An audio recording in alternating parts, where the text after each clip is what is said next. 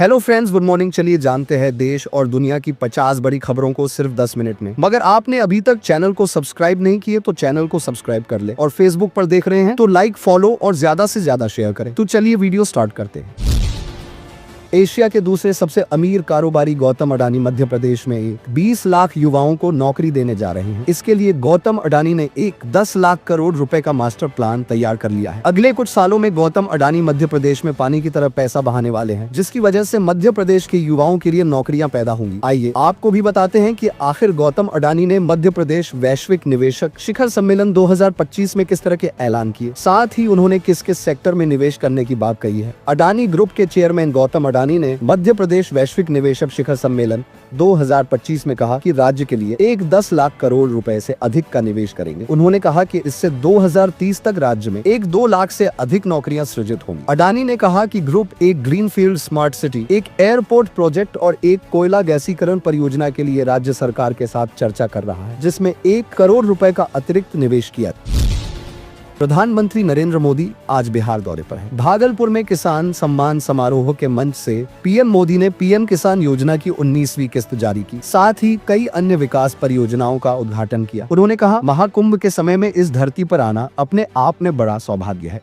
इस धरती में आस्था भी है, विरासत भी है और विकसित भारत का सामर्थ्य भी है। इस धरती से आज किसान सम्मान निधि की एक और किस्त जारी की गई है। मैं बिहार और देश के सभी किसान परिवारों को बहुत शुभकामनाएं देता हूं। पीएम मोदी ने कहा, मैंने लाल किले से कहा है कि विकसित भारत के 4 मजबूत स्तंभ है। इसमें गरीब, किसान, युवा और महिलाएं ये स्तंभ है। किसान कल्याण एनडीए सरकार की प्राथमिकता है। पहले किसानों की क्या स्थिति थी ये सब जानते हैं। जो लोग पशुओं का चारा खा सकते हैं वो स्थितियों को नहीं बदल सकते। आज किसानों को पर्याप्त खाद मिलती है। कोरोना के महासंकट में भी खाद की कमी नहीं होने दी। उत्तर प्रदेश सरकार ने संभल मामले पर सुप्रीम कोर्ट में स्टेटस रिपोर्ट दाखिल की है। यूपी सरकार ने सुप्रीम कोर्ट से स्थिति रिपोर्ट में कहा कि कुआं सार्वजनिक भूमि पर स्थित है। कुआं वैसे भी मस्जिद विवादित धार्मिक स्थल का परिसर के भीतर नहीं है, बल्कि मस्जिद भी सार्वजनिक भूमि पर स्थित है। मौजूदा मस्जिद समिति का आवेदन विवादित स्थल के मामले के दायरे से पूरी तरह बाहर है। मस्जिद समिति प्रयास कर रही है कि सार्वजनिक कुएं पर निजी अधिकार बनाए। कुआं उन 19 कुओं का हिस्सा है जो जिला प्रशासन की ओर से पुनर्जीवित किए जा रहे हैं। बारिश के पानी का संचयन और जल पुनर्भरण के बाद सभी समुदायों की ओर से उपयोग किया जा सकेगा। इन प्राचीन कुओं का पुनरुद्धार किया जा रहा है। सांस्कृतिक रूप से भी संभल में पर्यटन को आकर्षित करे। दिल्ली एनसीआर को एक बार फिर भूकंप ने आज दहला दिया। सुबह 11:46 बजे भूकंप के हल्के झटके महसूस किए गए। साउथ दिल्ली भूकंप का केंद्र रहा। सुबह दिल्ली सहित नोएडा, गाजियाबाद, गुरुग्राम और गाजियाबाद की धरती इस भूकंप के चलते थर-थर कांपती हुई नजर आई। लोगों में दशहत फैल गई। हालांकि भूकंप की तीव्रता रिक्टर स्केल पर 2 बताई जा रही है। भूकंप के बाद लोग तुरंत घर से बाहर भागे। हालांकि गनीमत रही कि अब तक जान माल के नुकसान की कोई सूचना नहीं। 1 सप्ताह पहले ही दिल्ली में तेज भूकंप आया था। तब सुबह सुबह काफी तेज आवाज के साथ आए इस भूकंप ने लोगों को हिलाकर रख दिखा था। सोते वक्त लोगों के धर के पलंग तक हिल रहे थे। इस बार एक बार फिर भूकंप के झटके देश की राजधानी में महसूस किए गए। दिल्ली में भारतीय जनता पार्टी बीजेपी की सरकार बनने के बाद अब महिलाओं को दिए जाने वाले 2500 रुपए को लेकर बहस छिड़ी हुई है। आम आदमी पार्टी आप लगातार ये सवाल पूछ रही है कि दिल्ली की महिलाओं को पैसे मिलने कब शुरू होंगे, तो वहीं बीजेपी कह रही है कि 8 मार्च तक महिलाओं के खाते में 2500 रुपए आने शुरू हो जाएंगे। इस बीच दिल्ली की नई मुख्यमंत्री रेखा गुप्ता ने आरोप लगाया कि दिल्ली की पिछली आप सरकार खाली सरकारी खजाना छोड़ देगी। हालांकि रेखा गुप्ता ने हर महीने महिलाओं को 500 रुपए देने की योजना लागू करने की बात दोहराई।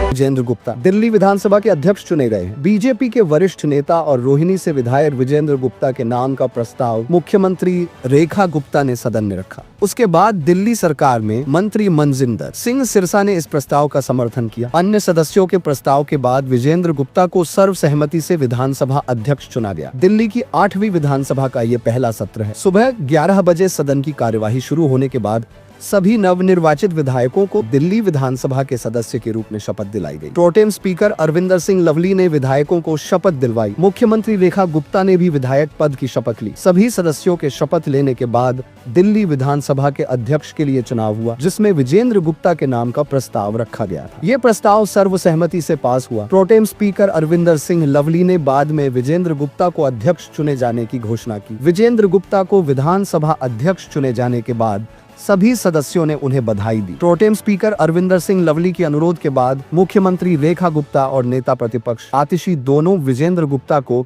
विधानसभा के अध्यक्ष पद की कुर्सी तक लेकर आई। उसके बाद प्रोटेम स्पीकर अरविंदर सिंह लवली ने अपनी कुर्सी विजेंद्र गुप्ता को सौंपी।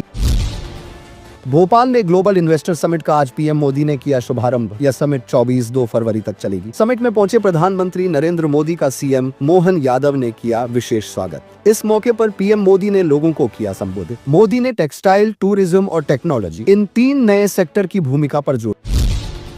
दिल्ली में आज से विधानसभा का नया सत्र शुरू। 27 साल बाद सत्ता पक्ष में बैठी भाजपा। प्रोटेम स्पीकर लवली ने रेखा गुप्ता, प्रवेश वर्मा को दिलाई विधायकी की शपथ। आप विधायक ने संस्कृत में ली शपथ। कल सदन में पेश की जाएगी सीएजी रिपोर्ट। एस जयशंकर ने एक बार फिर बांग्लादेश की यूनुस सरकार को लताड़ा। मस्कट में एक प्रोग्राम के दौरान कहा, बांग्लादेश तय करे क्या करना है और उसे क्या चाहिए। हर दिन सुबह उठकर भारत को दोष नहीं दिया जा सकता।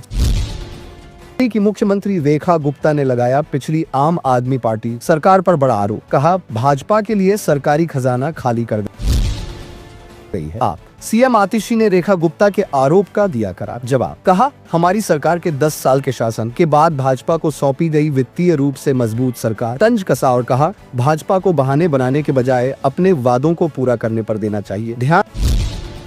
राजस्थान विधानसभा के बाहर हुआ जबरदस्त हंगामा। कांग्रेस ने विधानसभा का घेराव किया। सरकार के एक मंत्री द्वारा इंदिरा गांधी पर दिए गए बयान को लेकर कांग्रेस विधायक कर रहे हैं विरोध। प्रदर्शनकारियों को रोकने के लिए बैरिकेडिंग लगाई गई। कांग्रेस कार्यकर्ता पुलिस से भी भिड़े। राजस्थान सरकार में शामिल मंत्री अविनाश गहलोत ने इंदिरा गांधी पर की टिप्पणी।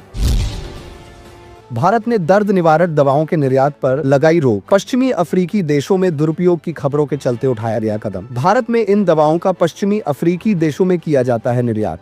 यह दवाएं नशीली होती है और इनकी लत लग सकती है, इसलिए यह स्वास्थ्य के लिए खतरनाक। आरएसएस के सरसंघचालक भागवत ने सामाजिक बदलाव के लिए परिवर्तन पर दिया जोर। कहा, सामाजिक प्रगति के लिए यह आवश्यक है। भागवत ने संगठन के सभी स्वयंसेवकों से जाति, पंथ, क्षेत्र और भाषा से परे विभिन्न समूहों के बीच मैत्री बढ़ाने पर काम करने की अपील की। में एक ट्रक ने ऑटो में भीषण टक्कर मारी। हादसे में 7 लोगों की मौत, कई गंभीर रूप से घायल। बिहार की राजधानी पटना से 35 किलोमीटर दूर मसौरी नौबतपुर मार्ग पर नूर बाजार के नजदीक हुआ यह हादसा। 100 रन बनाकर नाबाद रहे कोहली की हर तरफ तारीफ। मैच के बाद पाकिस्तान के पूर्व दिग्गज वसीम अकरम ने विराट कोहली की शान में पड़े कसीदे। कहा, कोहली विश्व क्रिकेट का सम्राट। कोहली ने ठोका वनडे में पाकिस्तान के खिलाफ चौथा शतक। प्रधानमंत्री नरेंद्र मोदी ने आज बिहार के भागलपुर से पीएम किसान योजना की 19वीं किस्त जारी कर दी है। इस योजना का फायदा देश भर के 80 करोड़ से अधिक किसानों को मिलेगा। इस बार 19वीं किस्त में 22 करोड़ रुपए से अधिक वितरित किए गए हैं। ये पैसे सीधे किसानों के बैंक खातों में ट्रांसफर हुए। इसमें बिहार के 76 लाख किसान शामिल है। भागलपुर इस बार किसान सम्मान निधि योजना की 6ठी वर्षगांठ का गवाह भी बनेगा। देश के किसानों के लिए आज का दिन बेहद खास है। बता दें कि 18वीं किस्त 5 अक्टूबर 2024 को महाराष्ट्र के वाशिम से जारी की गई थी। वहीं साल 2019 में 24 फरवरी को पीएम किसान सम्मान निधि योजना की शुरुआत हुई थी। ग्लोबल इन्वेस्टर समिट 2025 का आज से आगाज हो गया है। प्रधानमंत्री नरेंद्र मोदी ने समिट का उद्घाटन किया और प्रदेश में औद्योगिक विकास की तेजी को लेकर राज्य सरकार को बधाई दी। इस दौरान मुख्यमंत्री मोहन यादव ने सबसे पहले प्रधानमंत्री मोदी के साथ साथ उद्योगपतियों और निवेशकों का आभार जताया। उन्होंने कहा कि यशस्वी प्रधानमंत्री की मौजूदगी से हमारा भोपाल ग्लोबल रूप से एक नई पहचान बनाने जा रहा है। उन्होंने कहा कि प्रधानमंत्री मोदी के मार्गदर्शन में मध्य प्रदेश सतत विकास और औद्योगिक निवेश की दिशा में लगातार आगे बढ़ रहा है।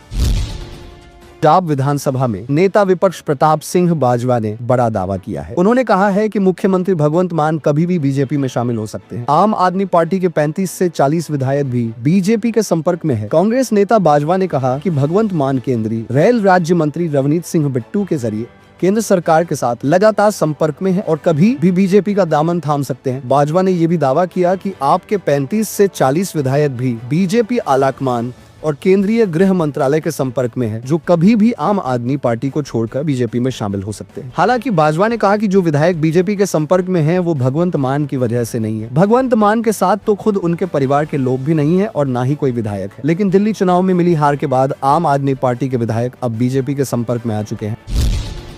शादियों के सीजन के बीच सोने के तेवर तो कम होने के नाम नहीं ले रहे। हालांकि सर्राफा बाजारों में आज चांदी के तेवर नरम हैं। सोमवार 24 फरवरी को 24 कैरेट सोना 264 रुपए महंगा होकर 86,356 रुपए प्रति 10 के रेट से खुला। दूसरी ओर चांदी की कीमत में 903 रुपए प्रति किलो की गिरावट आई है। आज यह 96,244 रुपए प्रति किलो के रेट से खुला। सभी खबरों में आपको कौन सी खबरें अच्छी लगी हमें कमेंट करके जरूर बताएं। फिर मिलते हैं अगली बड़ी खबर के साथ। तब तक के लिए जय हिंद।